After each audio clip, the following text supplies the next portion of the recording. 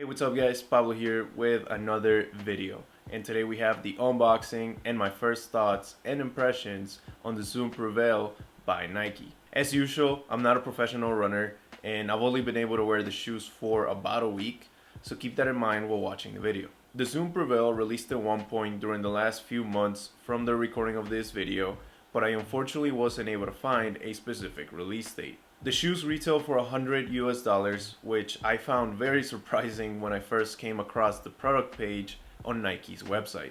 This primarily because the shoe's description, or at least the first two sentences, mentioned that the Zoom Prevail comes with an air zoom unit and React foam. I stopped reading as soon as I saw that and knew that I had to check them out. Just like the last couple of videos, I got these from Nike Mexico and they send them in the same shipping packaging, except this time around it was slightly larger. Once out of the shipping packaging, the shoes came inside of a regular orange Nike shoebox. When you first open up the shoebox, you come across a running shoe that seems solid and stable. Also, on this specific colorway, my eyes were immediately attracted to the volt accents and details across the shoe. When I took them out of the box, I was surprised to see that my expectations that were based on the two sentences that I read from the description had not been met. I believed that the entire midsole consisted of React foam, but this is my fault for not reading the description all the way through. Instead, I found out that the midsole is divided with two foams, as the area at the heel is labeled Nike React and it feels like React foam. And then another detail closer to the forefoot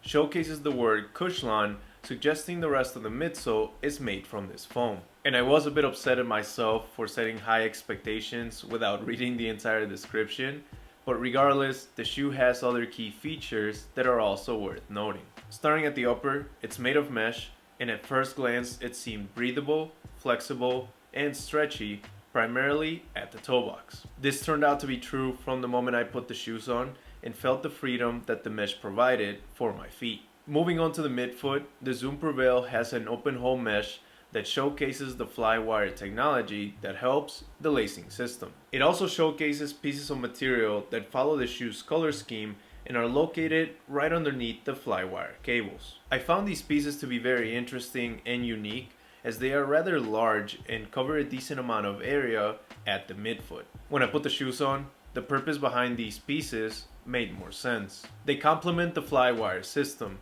That's why the three Flywire cables attached to the three lace hoops created by them. The Flywire cables push the pieces closer to the foot, which helps with creating a more snug and secure fit. It was a bit narrow at first, but after adjusting the laces and breaking the shoe in, the midfoot stayed snug and secure without being uncomfortable. To wrap up with the top half of the shoe, there's padding around the collar and at the tongue that further help with providing a comfortable but snug fit. The padding at the tongue was decent, but this wasn't the case for the collar. As soon as I put them on, and especially during my first run and HIIT workout, I noticed this tightness around the area where the ankle and the instep connect. I tried my best to ignore it, thinking it would get better as I broke them in. I also ended up using the extra lace hoop at the end of the lacing system in order to move the laces around, hoping that it would help. Regardless of what did it, the shoe ended up loosening up and fitting a lot better around this area.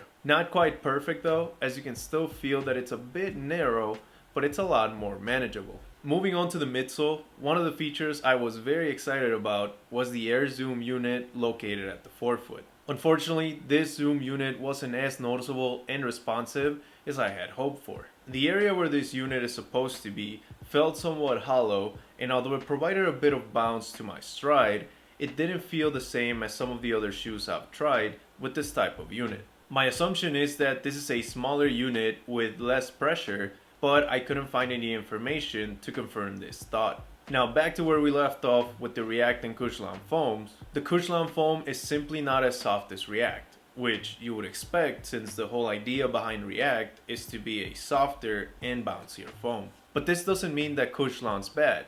The bit more stiffness to it actually brought plenty of stability and support to the midsole. The React foam, however, wasn't as noticeable due to its location. The foam is restricted to the heel area only, limiting the softer and bouncier feel that it's supposed to provide. It still added some structure to the midsole and a softer feeling underneath your heel, but I was definitely underwhelmed. The outsole is made of rubber and it has grooves on the outer edge to help your foot transition through a stride. Outside of that, the outsole was pretty standard. The Zoom Prevail turned out to be great for performance. During HIIT workouts, the stability provided by the shape of the shoe and the midsole allowed for me to go about my workouts without any complaints. The first time I tried them on for a HIIT workout, I actually forgot I was wearing them. I was afraid that the snug fit at the midfoot was going to be an issue, but it turned out to be fine. The only thing I did notice was that narrow and tight feel where the ankle and instep connect. But again, that went away for the most part after adjusting the laces and breaking the shoes in. And these were awesome for running as well. The midfoot stayed locked in thanks to the flywire cables. The mesh at the forefoot is breathable and stretchy, which allowed flexibility for my feet. The shoe's also slightly less narrow towards the front. It's not as wide as something like the Pegasus 38, but it's not too narrow where my feet feel confined to this part of the shoe. Staying at the forefoot, I do wish that the Zoom unit was more responsive. Nike claims it's there to add an extra pop to your stride, but it didn't feel like that was the case. The Cushlan foam did most of the work at the midsole, but it did it well. I am a huge fan of the stability it provided without feeling too stiff.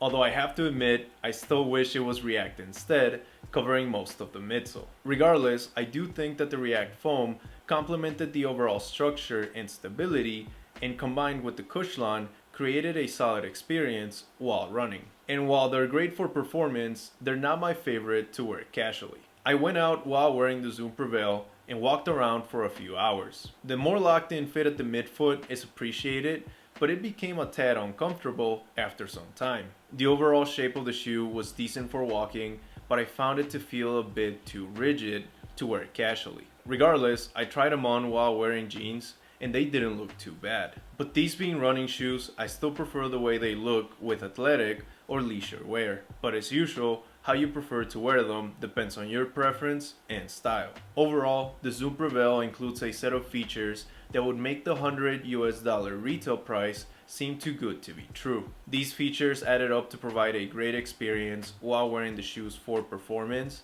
but they weren't my favorite to wear casually. And that was it for today's video, you guys. I really hope you enjoyed it and got something useful out of it. If you did, please go ahead and leave a thumbs up and also subscribe to the channel. It would mean a lot if you did, as we are very close to reaching 1,000 subs. Also, if you have or had the Zoom Prevail, please go ahead and leave a comment down below with your thoughts and opinions on it, so other people watching can also consider them. Thank you guys for watching.